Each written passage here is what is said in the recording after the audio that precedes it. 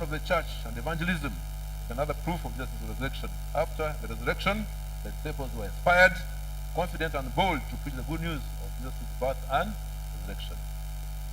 Resurrection also makes Christianity a unique faith because no other religious leader or founder ever resurrected.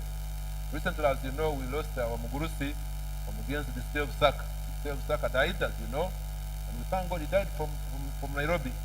Because if he had died in Uganda, they would have hidden his body. So the man has just disappeared. But he died from abroad, and they brought him. They didn't want to bury him for some time. They died decomposed, and later they did what? They buried him. So this founder of this unit, the other day was seeing on the data for capturing what? Capturing, census. They have also now included the Saka as also a faith. And this is just a human being. For me, that is, now the son is also, but anyway, the old man died, and now the son is coming up to claim that he's also a religious leader. But ours, anyway, died and resurrected, and he sits at the hand of the Father, who will come again to the living and the dead. Jesus' resurrection is a foretaste of our own resurrection. It's a foretaste that because he resurrected, we shall also resurrect. That is also found in 1 Corinthians chapter 15, verse 20. Let us read it quickly. 1 Corinthians chapter 15, verse 20.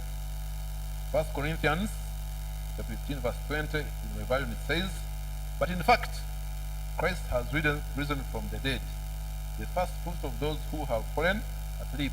So all of us as believers, even me, when I know that even if I die today, because just resurrected, I will also resurrect. He's the first fruit of those of us who die, believing in him. So that gives us hope that death is not the final destination for believers. We shall die true like he died, but later we shall resurrect. Jesus' resurrection is the disarmament of all satanic, devilish, sinful, and all powers of demons. It's the victory he won for all believers. So believers, don't fear demons. No. Jesus overcame them on our behalf.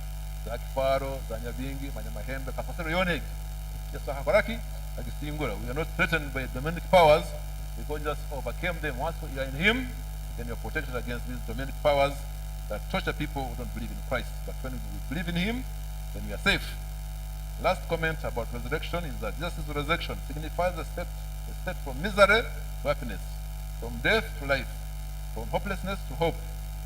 So once you accept Christ, you may be dead in sin, but you get regenerated. Somebody can be dead in sin of sexual immorality or drunkenness or witchcraft, but when he accepts Christ, then the old is gone, behold the new has come. Last but not least, as I went up this message, the topic for today, what are we going back with, the takeaway for today? The topic for today is rise with Christ, set your minds on things above. Set your minds on things above. Like I told you, the world is passing away and all that is in it. But when you believe in Christ and believe in him, you will live with him in eternity. So the last portion I want to read is Colossians chapter 3, verse 1 to 4, and then I will finish so that we can then go on to the bridge. Colossians chapter 3, the topic is once you have raised in Christ, you set your things, or your mind on things above.